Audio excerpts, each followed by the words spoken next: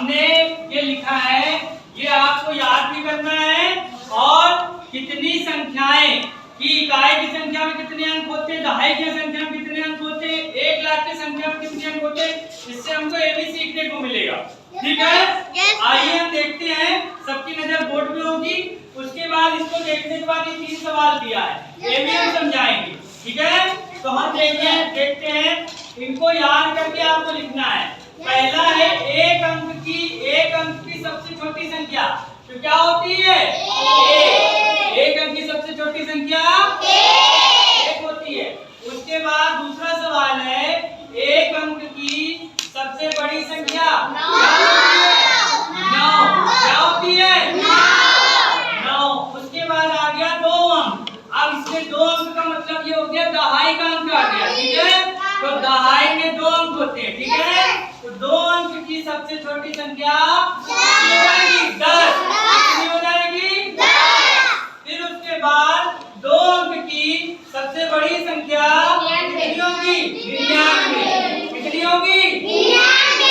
अब 2 अंक के साथ दहाई का अंक खत्म हो जाता है। ठीक है, तो अब उसके बाद 3 अंक की सबसे छोटी संख्या 100। कितनी होगी? 3 अंक कितने में हो जाता है? सैकड़े में। कितने में होता है? सैकड़े में। ठीक है, तो 100 हो गया। अब 3 अंक की सबसे बड़ी संख्या 999। कितनी होगी? 999। कितनी होगी? 999। 4 अंक जहाँ शुरू होता है उसमें 1000 आता है। कितना आता है? 1000। 4 अंक की सबसे छोटी संख्या, देखो इसमें 4 अंक भी है, 1 2 3 4, 1000। कितनी होगी? 1000। ठीक है, अब उसके बाद 4 अंक की सबसे बड़ी संख्या, 4 अंक की सबसे बड़ी संख्या 9999। जितने अंक होंगे उतने 9 होंगे, जितने अंक होंगे एक के साथ उतने 0 होंगे। ठीक है, अब 4 अंक है तो 4 बार 9 लिखा है। फिर उसके बाद 5 अंक की सबसे छोटी संख्या, जहाँ पे 5 अंक आता है वो 10,000 होता है। कितना होता है?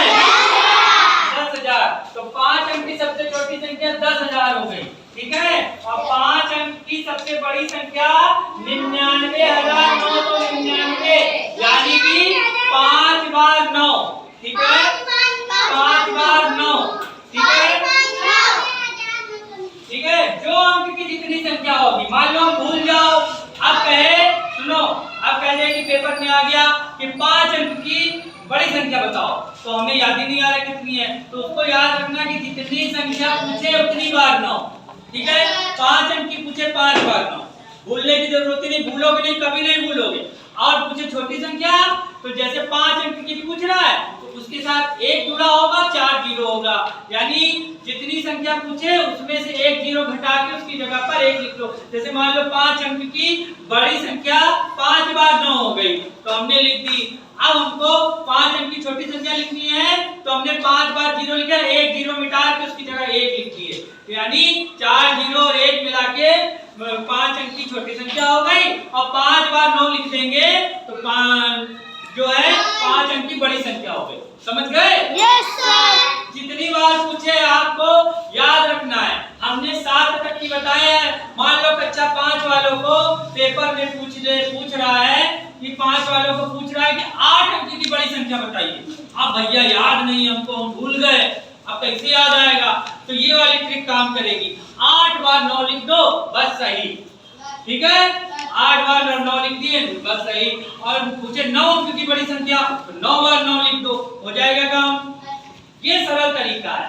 और 9 की छोटी संख्या पूछे तो 8 0 और 1 जोड़ दो। ठीक है, समझ गए? आएगा नहीं, लेकिन ये सवाल सही हो जाएगा। ठीक है, अच्छा 5 अंक पढ़ लिए। 6 अंक की सबसे छोटी संख्या इकाई, दहाई, सैकड़ा, हजार नहीं, इकाई, दहाई, सैकड़ा, हजार, 10,000, लाख, 1 लाख, 1 लाख। फिर उसके बाद 6 अंकों की सबसे बड़ी संख्या, 6 अंकों की सबसे बड़ी संख्या इकाई, दहाई, सैकड़ा, हजार, 10,000, लाख। 6 अंकों में 6 9 होते हैं। ठीक है, और 6 अंक की जो संख्याएं होती हैं वो 1 लाख में ठीक है। अब इसको हम क्या करेंगे, 9,99,999, ठीक है, 9,99,999, ठीक है। उसके बाद आ गई हमारा 7 अंकों की संख्या। 7 अंक की सबसे छोटी संख्या कितनी होगी, 10 लाख, कितनी होगी, 10 लाख। और 7 अंक की सबसे बड़ी संख्या 99,99,999, यानी 7 बार 9। ये तो हमारा था कि संख्याओं का हमने रिवीजन करा दिया और देखा कि आप लोग जो शब्दों वाले और अंकों वाले सवाल हैं आप लोग बहुत गलत करते हो।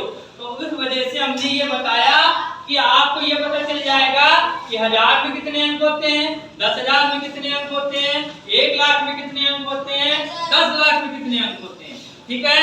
तो हमने पाया इकाई में 1 अंक, दहाई में 2 अंक, सैकड़े में 3 अंक, 1000 में 4 अंक और 10,000 में 5 अंक, ठीक है, 10,000 में 5 अंक और उसके बाद 1 लाख में 6 अंक, समझ गए, और 10 लाख में 7 अंक, ठीक है।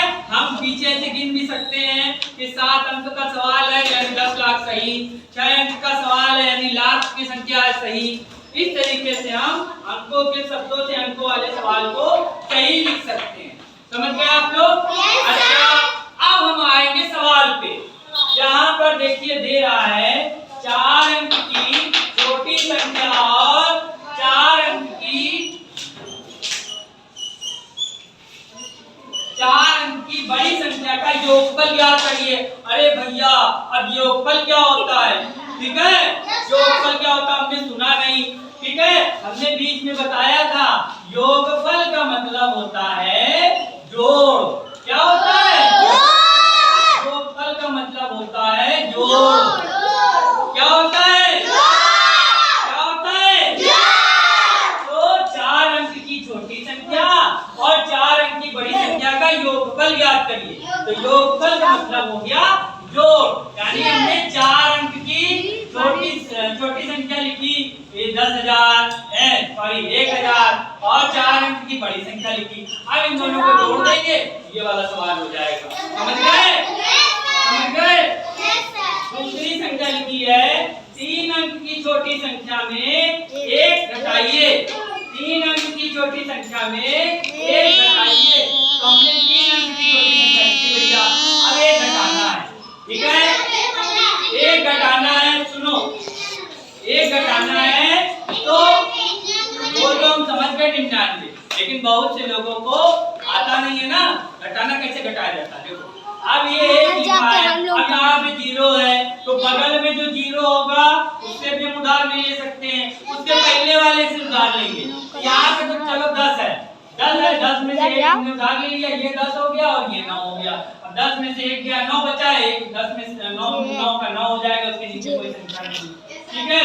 5 अंकों की 5 अंक की बड़ी संख्या से 4 अंकों की छोटी संख्या को घटाना है। तो 5 अंक की बड़ी संख्या लिख दो भाई, 5 और 5 बार 9, 5 बार 9 और 4 अंक की छोटी 4 बार 3 बार 0 हो जाएगी, क्या 1000 हो गया। इसमें से इसको घटा दोगे सवाल हो जाएगा।